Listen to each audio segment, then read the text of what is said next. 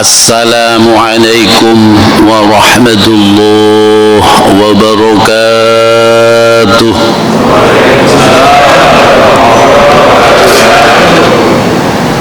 Alhamdulillah,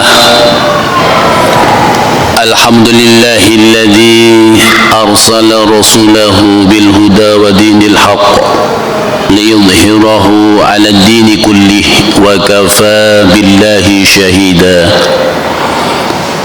Ashhadu an la ilaha illallah wahdahu la syarika lah,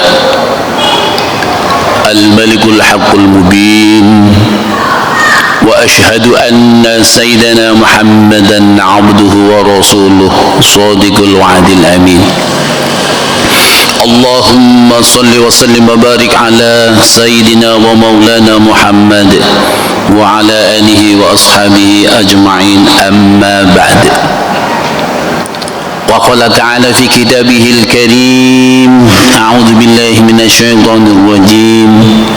Bismillahirrahmanirrahim. Wal 'asri innal insana lafi husrin illal ladzina amanu wa 'amilus solihati wa tawasaw bil haqqi wa tawasaw bis sabr. Shadaqallahul 'azim.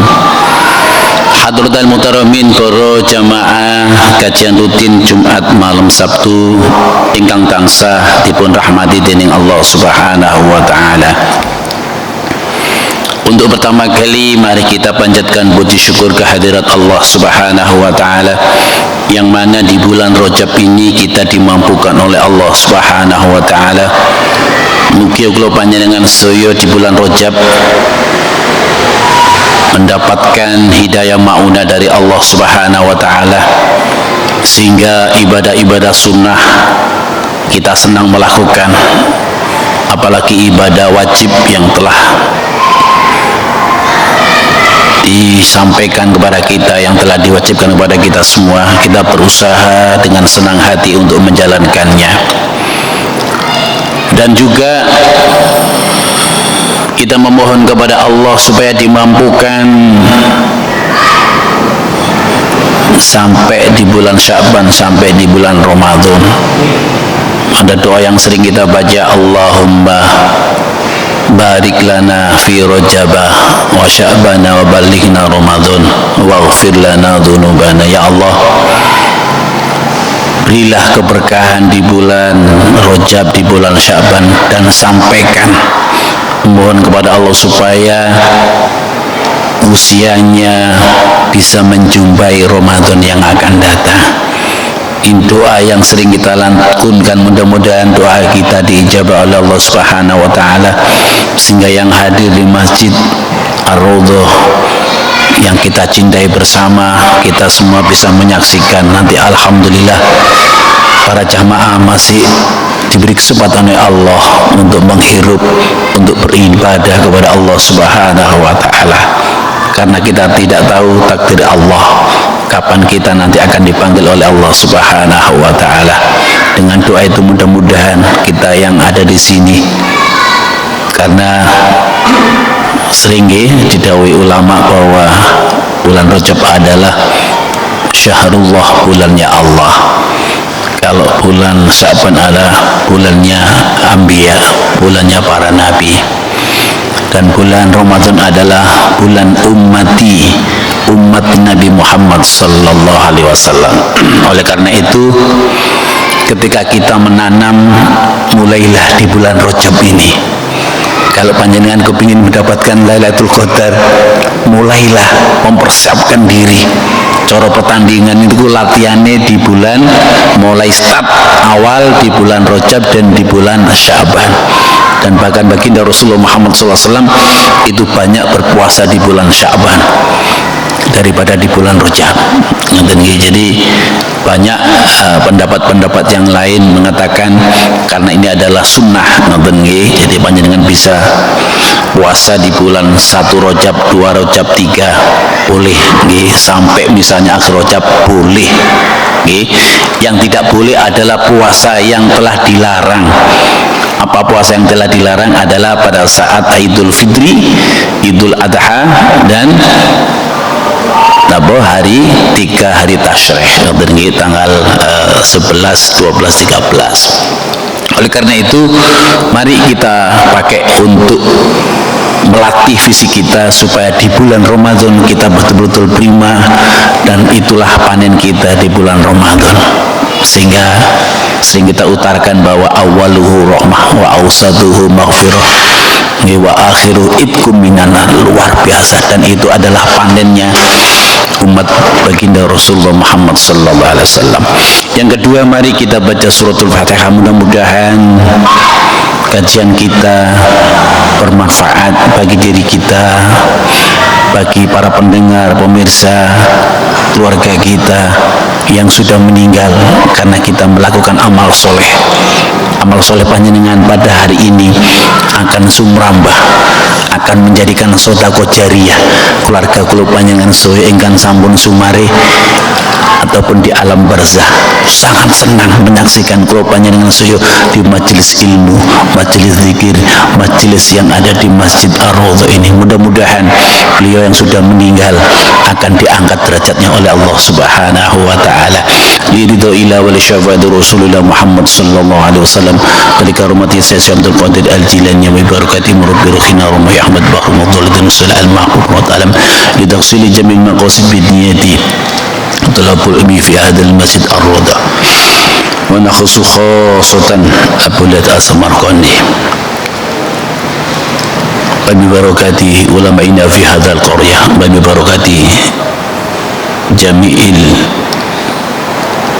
awliya itis'ah fi Pulau Jawa wa bi barakati jami'il malaikati sabi samawati wa sayyidina Jibril Mikail Israfil Israil li ijabatil mas'ul al-Fatihah. أعوذ بالله من الشيطان الرجيم بسم الله الرحمن الرحيم الحمد لله رب العالمين الرحمن الرحيم مالك يوم الدين إياك نعبد وإياك نستعين اهدنا الصراط المستقيم صراط الذين أنعمت عليهم غير المغضوب عليهم ولا الضالين. Amin. Para jamaah kajian rutin Jumat malam Sabtu engkang senantiasa mendapatkan rahmat dari Allah Subhanahu wa taala, kita memasuki bab baru di mana bab ini kita berusaha untuk mengoreksi muhasabah kepada diri kita masing-masing, khususnya menjelang bulan Ramadan kita betul-betul bisa menghindari apa larangan-larangan atau bahkan yang membatalkan pahala puasa di bulan Ramadan, sehingga banyak saudara-saudara kita, teman-teman kita, banyak yang berpuasa di bulan Ramadan tapi tidak mendapatkan pahala di sisi Allah Subhanahu wa taala. Jadi kam min shaimin laisa lahul jaza illal ju' wal atas. Banyak orang yang berpuasa di bulan Ramadan tapi dia hanya mendapatkan lapar dan dahaga. Tentunya kita tidak ingin seperti itu. Oleh karena itu, training di bulan Rajab ini supaya nanti ketika kita memasuki di bulan Ramadan kita betul-betul mendapatkan sedikit apapun yang kita lakukan itu mendapatkan pahala dari Allah Subhanahu wa taala. Kemudian di dalam bab ini dijelaskan nanti bahwa bagaimana kita bisa memanage agar tidak banyak melakukan yang namanya tertawa terlalu, napa istilah bahasa Sidoarjo ngakak niku nggih. Kalau kita lihat sinetron ataupun lawak nggih, itu terpingkal-pingkal betul Pak nggih. Itu sebenarnya para ulama kita mengingatkan kepada kita jangan terlalu tertawa terbahak-bahak.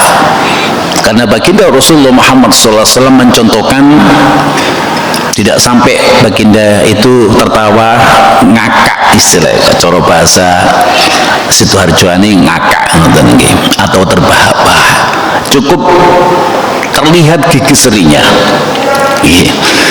Apa karena dia bertentangan dengan ketika ada hujah yang mengatakan bahwa senyum adalah ibadah. Jadi kita harus bisa membedakan bahwa banyak senyum bukan berarti ibadah lagi, berarti mungkin perlu kita sempurnakan atau kita bawa ke psikiater. Jadi mana yang senyum itu ibadah, mana yang tertawa ngakak itu adalah termasuk makruh dan bahkan dilarang oleh syariat. Mari kita kaji bersama-sama supaya kita faham bagaimana di dalam kitab Tanbihul Ghafilin ini bisa memberikan pemahaman kepada kita semua. Bismillahirrahmanirrahim. Qala al-musannifu rahimahullahu ta'ala wa nafa'ana bihi wa bi'ulumihi fid darain amin. Babu sajri anid dhuhki, utawi iki iku bab nerangake ad-dhuhki inggih menika saking guyu. Kenapa tertawa? Gitu jelaskan teng mriki. Qala al-Faqih Abu Laits As-Samarqandi, dawuh sapa al-Faqih Abu Laits As-Samarqandi rahimahullahu taala. Haddatsana nyeritani ingsun sapa Muhammad bin Fadli. Haddatsana nyeritani ingsun sapa Muhammad bin Ja'far. Haddatsana nyeritani ingsun sapa Ibrahim bin Yusuf. Haddatsana nyeritani ingsun sapa Sufyan bin Uyainah. Qala dawuh Sufyan bin Uyainah, qala dawuh sapa Sufyan bin Uyainah nggih, qala dawuh sapa Isa bin Maryam, dawe Nabi Isa bin Maryam sallallahu alaihi lil hawariyina, dawe Nabi Isa bin Maryam dumateng lil hawariyina marang sahabat hawariyin. Napa sahabat hawariyin iki adalah termasuk santri-santri ini Nabiullah Isa alaihissalam. Nggih. Napa dawe ya milhal ardi, uyai bumi. Nggih. Jadi sahabat hawariyin ataupun santri ini Nabi Isa niku didhawuhi ya milhal ardi, uyai bumi, ataupun lil hawariyin, ya lil hawariyin, ngoten nggih. La tufsidu, ojo gawe kerusakan sira kabeh. Fa innal asya'i krana stune suwiji-wiji idza qasadat iku tetkalane rusak apa asya, tudawa iku den nggih tambani apa asya bil milhi kelawan uyah. Jadi sesuatu yang rusak itu bisa diobati dengan haram ataupun uyah nih kok. Wa innal milkhalan stuni uyah nggih idza fasata iku tetkalane rusak apa milha ataupun uyah niku wau lam yudawa iku ora kena den tambani. Wa bisya'in kelawan suwiji-wiji. Ya ma'syarul hawariyina, golongane sahabat hawariyin, la ta'khudhu ojo padha ngalap sira kabeh mimman saking wong tu'alimuna kang nguruhi sira kabeh ajron ing upah illa angin kaya barang, illa kejaba kama kaya barang akto itu mumi mewehake sira kabeh ni ing ingsun wa lamulan weruh sira kabeh anna fikum khoslataini, ing stune iku tetep ing dalem sira kabeh khoslataini ana perkara loro minal jali kang tetep saking bodho al-dhaki inggih menika guyu min ghairi ajabin saking tanpa gawok watasabbuhalan turu esuk min ghairi saharin saking tanpa melek bengi. Napa didawakan di dalam kitab Tanbihul Ghafilin bahwa Sufyan bin Uyainah niki dawuh nggih, dawuh niki nyeritakaken dawuh Nabi Isa alaihissalam bin Maryam. Ngoten nggih. Kenging pokok bin Maryam karena Nabi Isa dilahirkan tanpa bapak, ngoten nggih. Jadi misalnya enten saudara-saudara kita yang lahir mungkin nggak punya bapak, lek tengene akte kelahiran dipinkan sinten nggih. Jadi ibunya langsung nggih sak mangken kan ngoten. Jadi akte kelahiran. Jadi misalnya Bondan bin Zainab ngoten nggih. Jadi ngoten akte kelahiran. Entah itu cerai atau sebagainya, tapi atau mungkin nikah siri tapi tidak ada surat akte lahirnya. Jadi pencatatan sipil tidak mau mencatat karena memang tidak ada akte nikahnya. Jadi binnya siapa? Ibunya kan. Jadi seperti ini Isa bin Maryam. Napa dawe Nabiullah Isa bin Maryam nggih dumateng santrine nggih. Jadi lil hawariyina ini adalah termasuk para sahabatnya Nabi Isa alaihissalam. Nggih. Apa yang disampaikan oleh Nabi Isa alaihissalam, ya milhal aw, he wong kang dadi uyai bumi. Nggih. Sinten yang dimaksud uyai bumi adalah termasuk para sahabat ataupun santrinya Nabiullah Isa alaihissalam. Kemudian apa yang disampaikan? Siro kabeh ojo nganti rusak. Kamu semua jangan sampai rusak. Dalam arti rusak ini adalah perilakunya. Karena kalau garamnya sudah rusak, sudah tidak bisa diobati lagi. Karena garam ini adalah sebagai obat. Jadi misalnya, apa contohnya ketika ada ikan, ikan dengan bersihkan, supaya awet ikan ini dikasih apa? Dikasih garam, supaya bisa dimakan untuk sepanjang tahun. Biasanya ada yang dijemur pakai garam. Jadi garam ini bisa menetralisir, bisa mengawetkan makanan, dan termasuk bisa mengobati beberapa macam penyakit.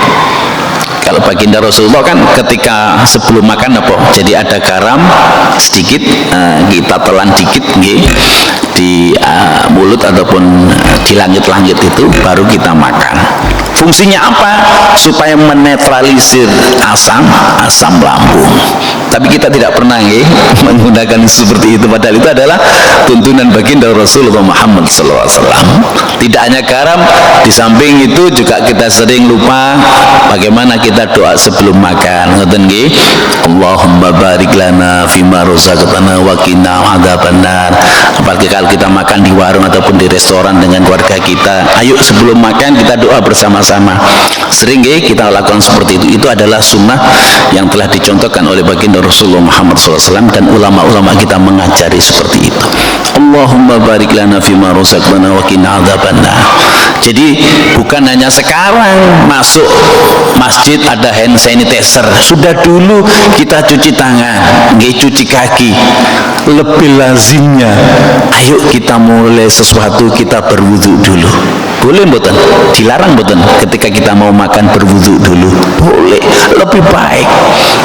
Sekarang kan tidak hanya sekedar masuk masjid hand sanitizer, masuk kantor pakai itu, ngoten nggih, bahkan dicek suhunya dan sebagainya.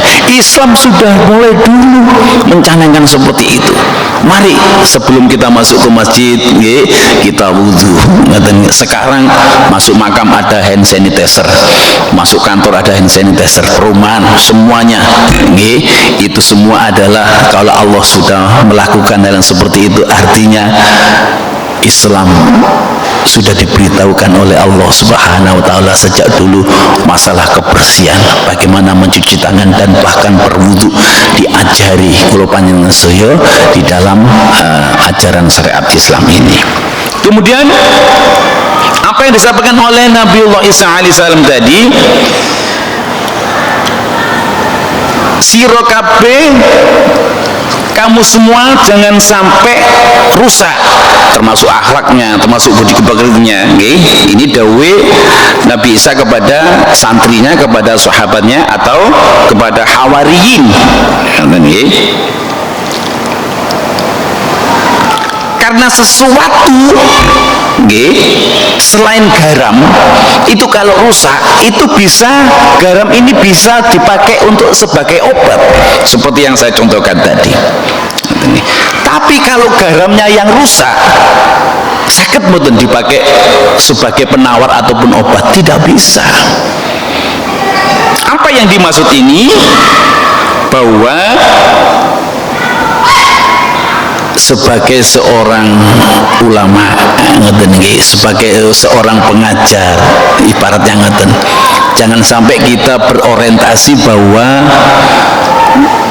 kita memberikan dakwah, kita memberikan kajian-kajian, mungkin kan subhanallah sampai kita tidak bisa membedakan antara yang hak dan yang batil. Kelihatannya itu adalah memperjuangkan agama Allah, tapi kenyataannya adalah sebagai transaksi untuk kepentingan dirinya sendiri. Kita sudah banyak saksikan, si fulan ini berapa tarifnya kalau ceramah misalnya di daerah sini misalnya, oh sekarang nggak mau, minta 3 juta 2 juta, itu sudah transaksi.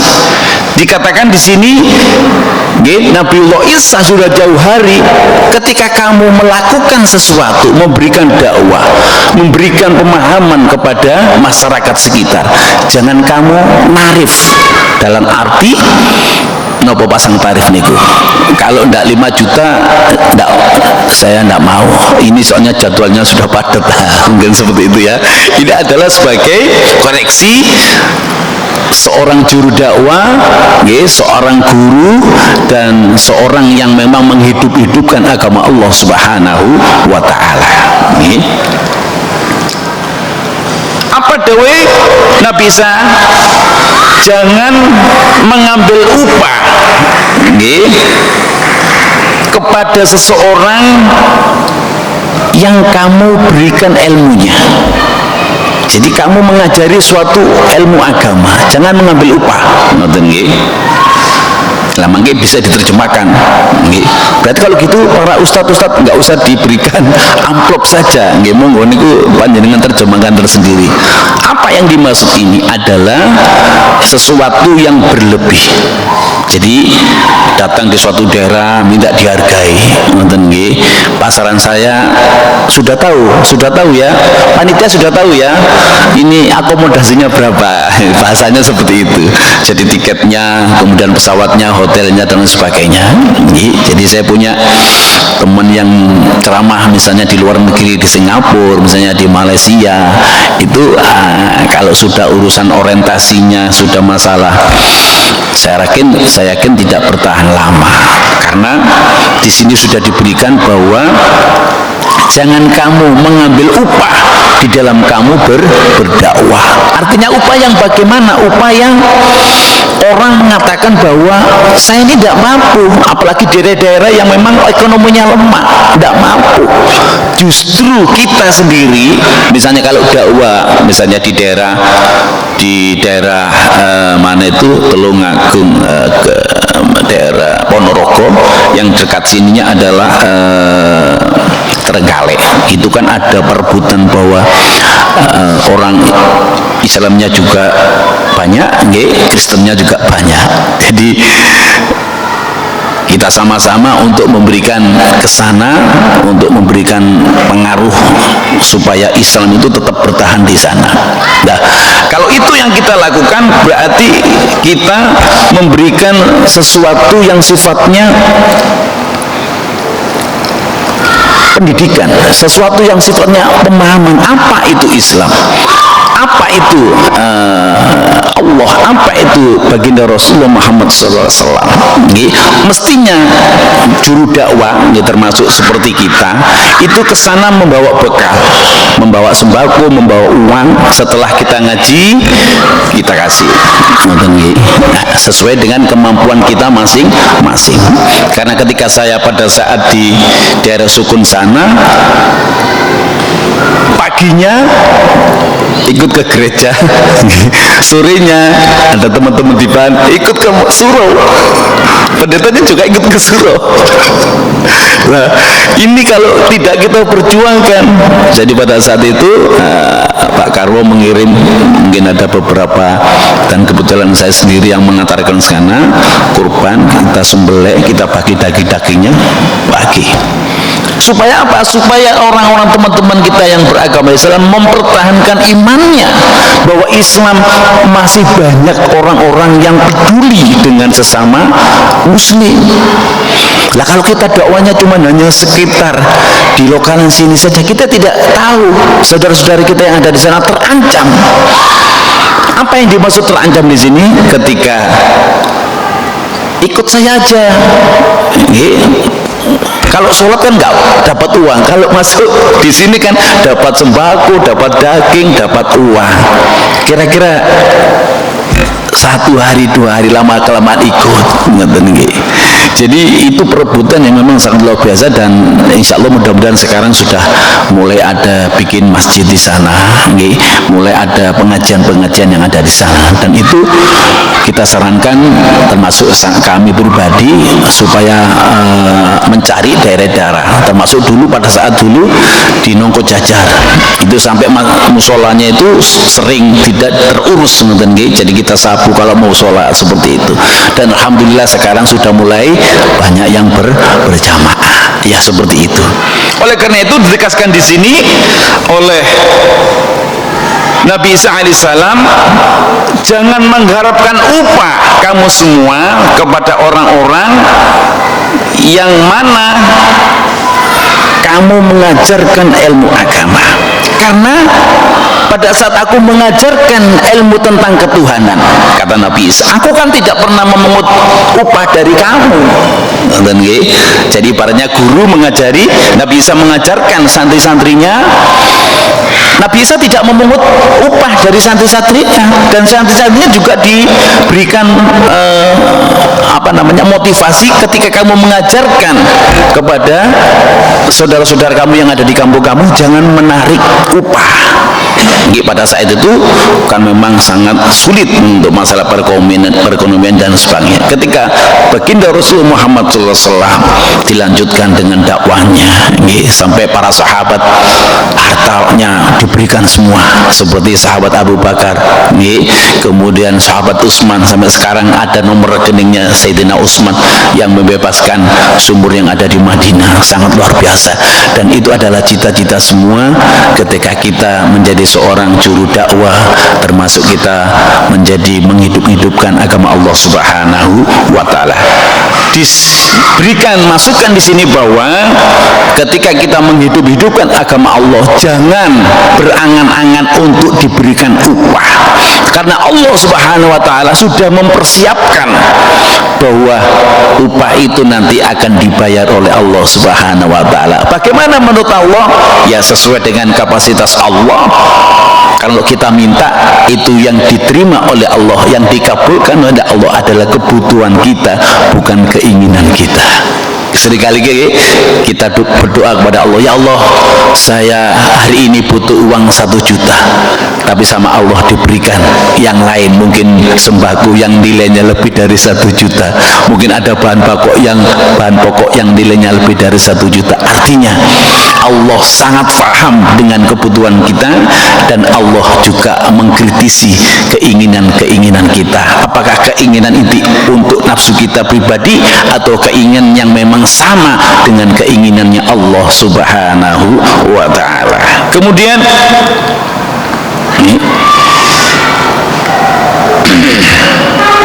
ada 2 perkara sanjangi Nabi Isa alaihissalam, apa yang timbul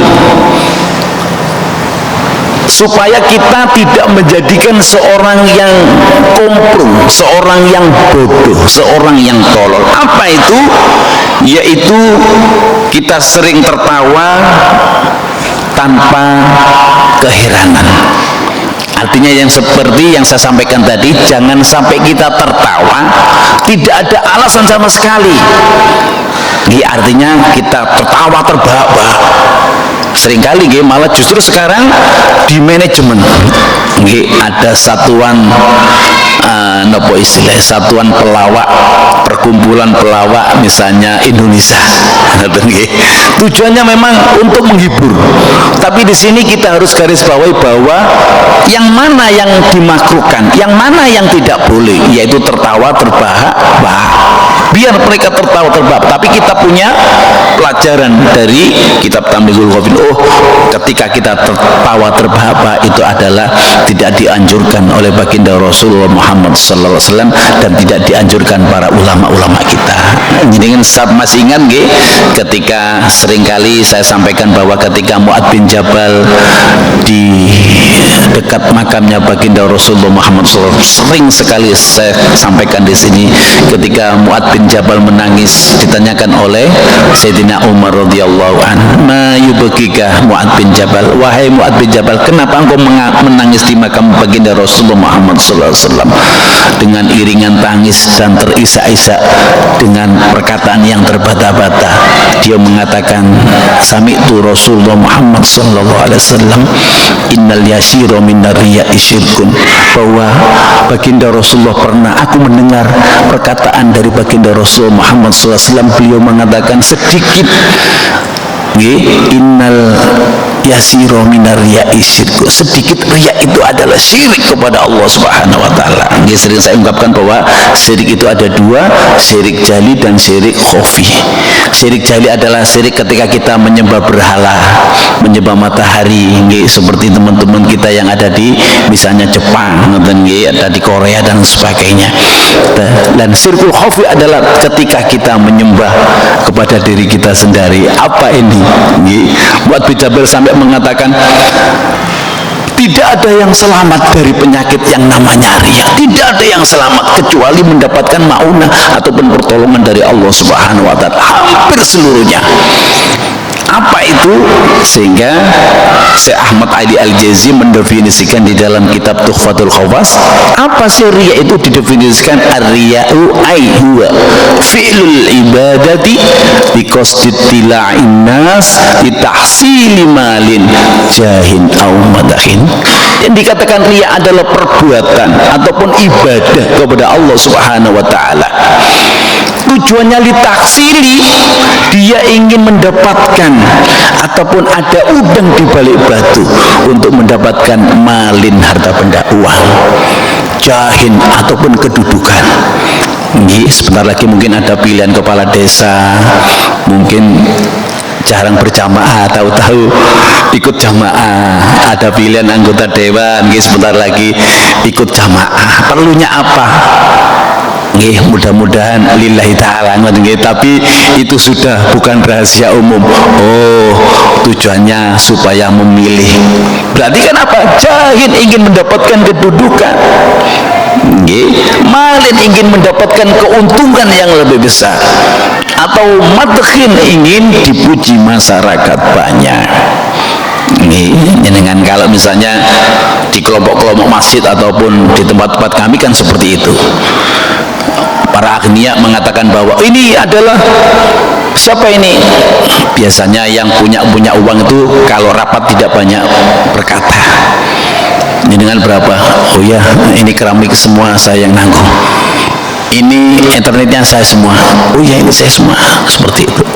Nah, ini adalah tujuannya kalau li'ila li kalimatillah, untuk Allah, untuk memperjuangkan agama Allah, luar biasa. Tapi kalau misalnya untuk madakhid, untuk dipuji masyarakat banyak, saya rasa itu tidak diterima oleh Allah Subhanahu wa taala.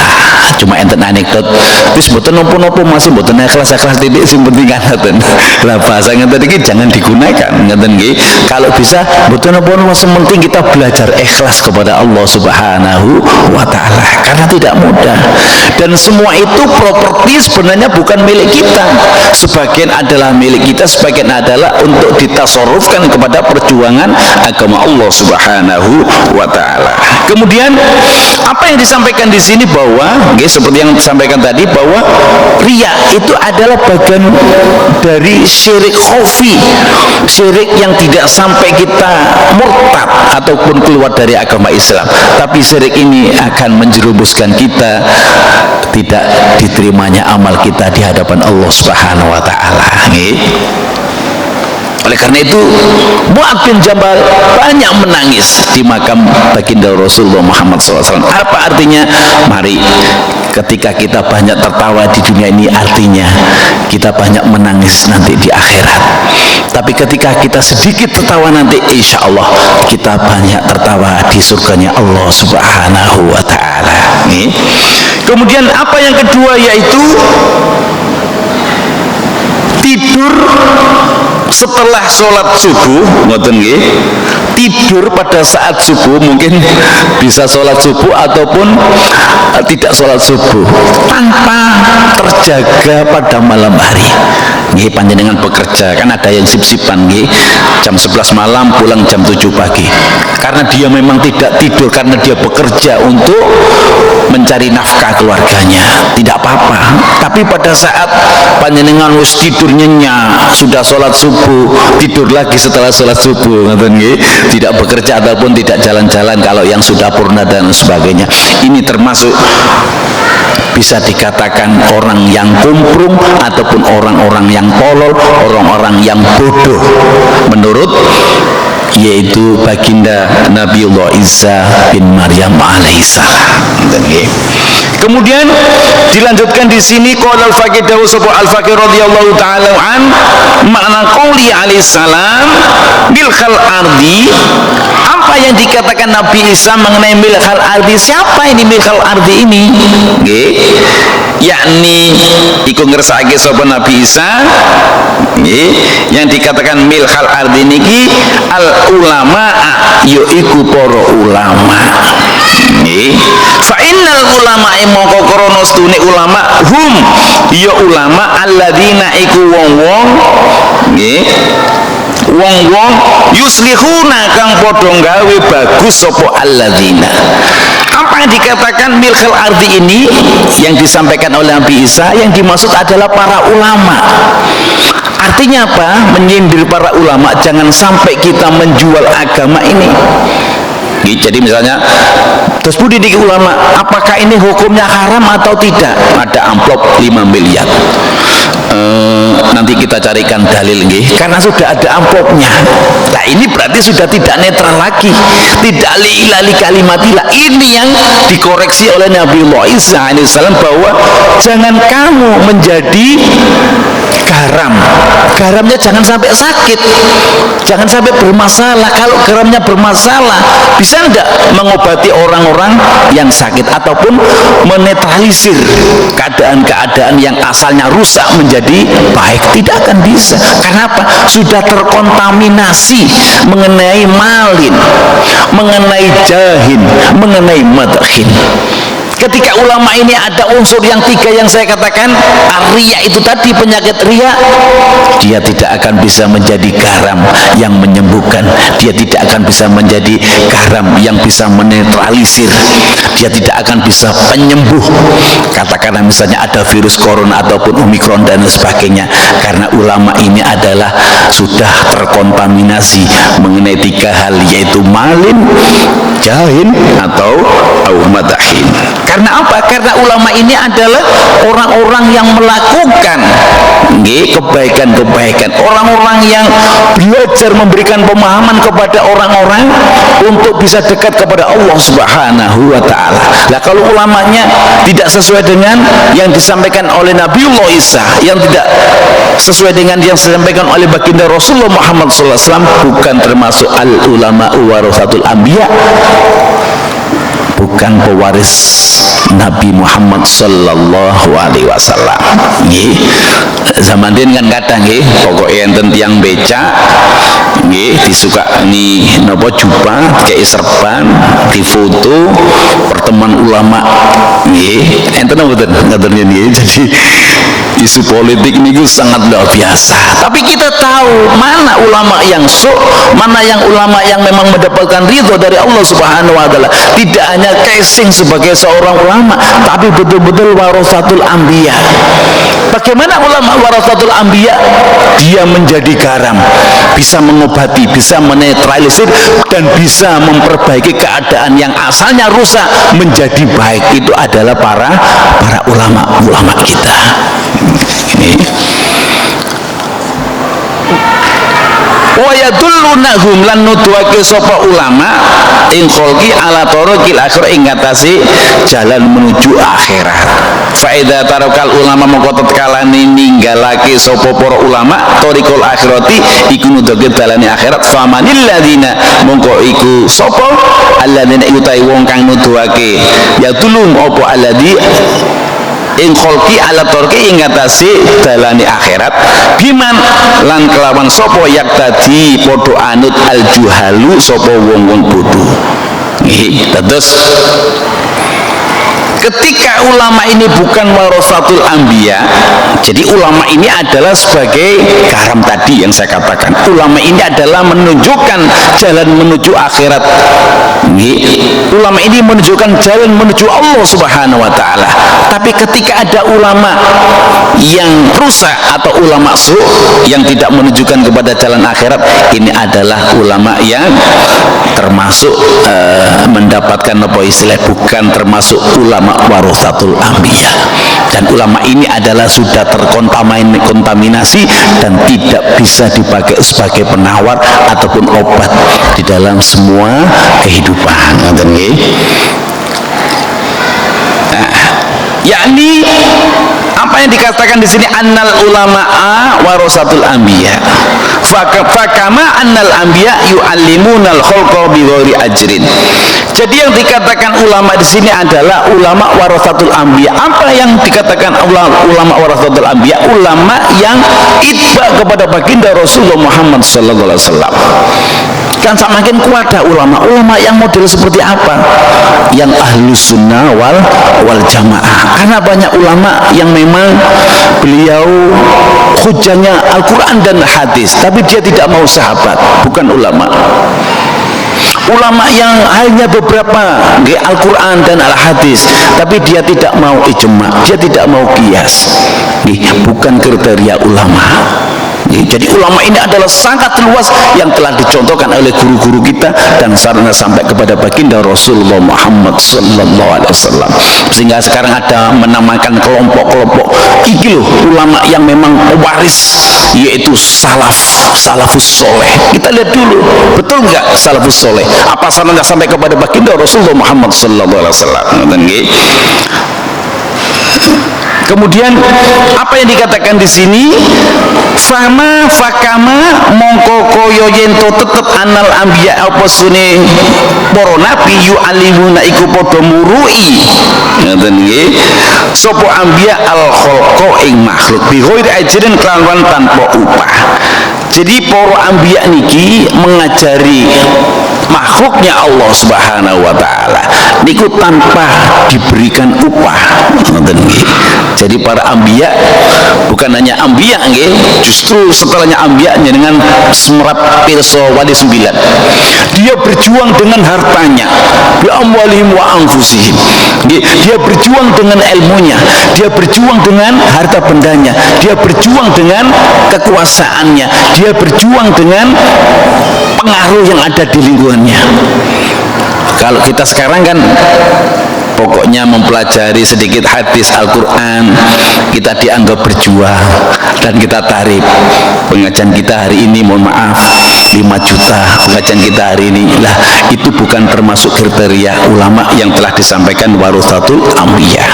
Jangan berhenti di sini, mari kita diskusikan nanti apa sih yang dikatakan ajrin, mengambil upah yang bagaimana. Nanti kita lanjutkan pada sesi yang akan datang dan kita berikan untuk tanya jawab. Mungkin satu saja barangkali ada yang mau ditanyakan, monggo. Kemarin saya sudah janji, monggo Ustaz. Nggih. Waalaikumsalam warahmatullahi wabarakatuh.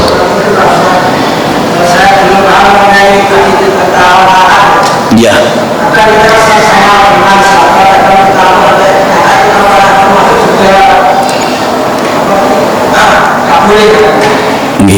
Jadi Jadi tertawa itu ada yang memberikan hukum adalah makruh.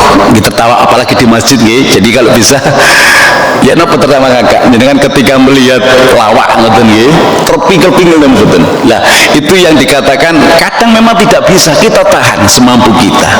Lah kalau kita sudah reunian sama-sama ketemu teman lama, itu pasti kita tidak bisa menghindar. Tapi minimal kita dengan adanya kajian ini, oh iya, aku tertawa terbabak, astagfirullahaladzim, kita tobati pada saat itu. Ngoten nggih. Jadi yang dikatakan ngakak ya ngakak. Ya napa ngakak itu sampai betul sakit kelonjotaken ya, artinya jenengan bisa membedakan lah sampai ada lomba tertawa enten nggih. Lah itu yang tidak boleh. Artinya cukup tertawa ya. Oh nggih, artinya tidak terlalu ditinggikan suaranya seperti itu. Ya, karena kita itbak kepada baginda Rasulullah Muhammad sallallahu alaihi wasallam. Apalagi di tempat misalnya seperti ini, kalau sampai tertawa-tertawa, apalagi di tempat misalnya pada saat kita takziah, itu jangan sampai kita ngakak-ngakak. Seringkali kita kadang di takziah, loh ini ada kesusahan ini kok tertawa-tawa dan sebagainya, kita hargai dan sebagainya, seperti itu. Jadi boleh jelaskan Ustaz ya. Jadi ngakak itu hahaha dan kalau ini ngakak nih nggih. Lek bahasa niku napa nggih ngakak. Bahasa itu kalau dari Jawa niku ngakak. Itu yang tidak dianjurkan ataupun tidak diperbolehkan. Intinya ngoten. Kalau hanya sekedar tertawa, ya tertawa seperti itu. Tidak berlebihan, intinya ngoten. Kita tertawa boleh, tapi jangan berlebihan. Berlebihan itu yang tidak boleh. Dan ini ada bab khusus yang mempelajari, nanti akan dibahas. Bagaimana ketika baginda Rasulullah menjumpai para sahabatnya tawa ngakak.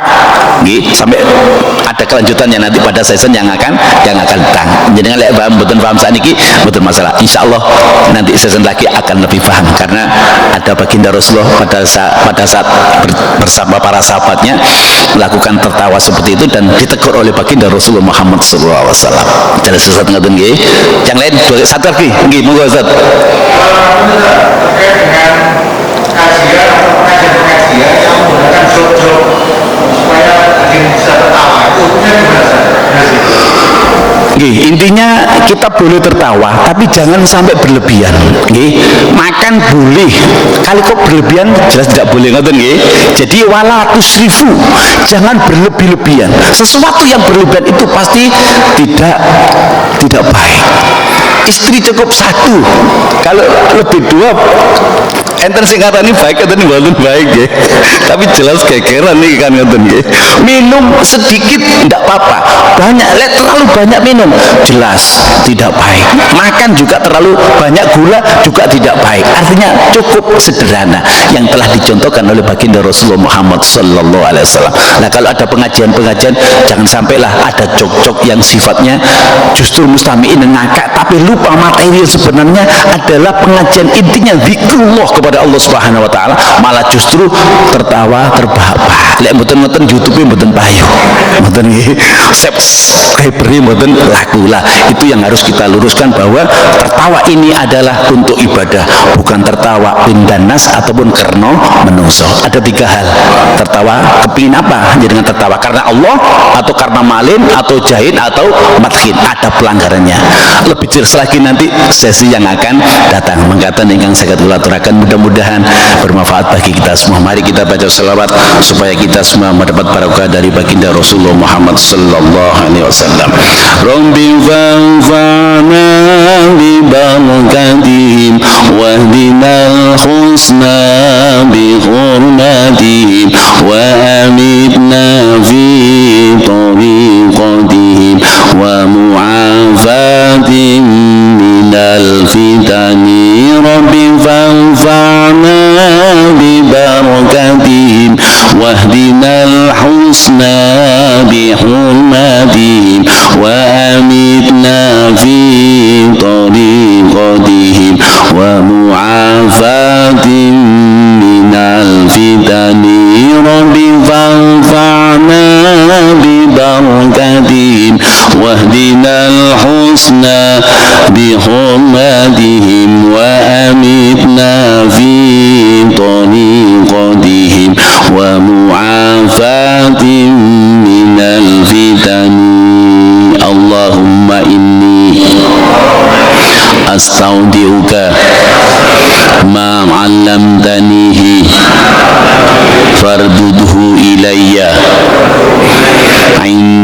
حاجتي إليه ولا تنسنيه يا رب العالمين اللهم إني أستودعك ما علمتنيه فاردده إلي عند حاجتي إليه ولا تنسنيه يا رب العالمين اللهم إني أستودعك ما علمتنيه فاردده إلي عند حاجتي إليه ولا تنسنيه يا رب العالمين اللهم بارك لنا في رجب وشعبان وبلغنا رمضان فاغفر لنا ذنوبنا سبحانك اللهم وبحمدك أشهد أن لا إله إلا أنت أستغفرك وأتوب إليك والله الموفق إلى أقوم الطريق والسلام عليكم ورحمة الله وبركاته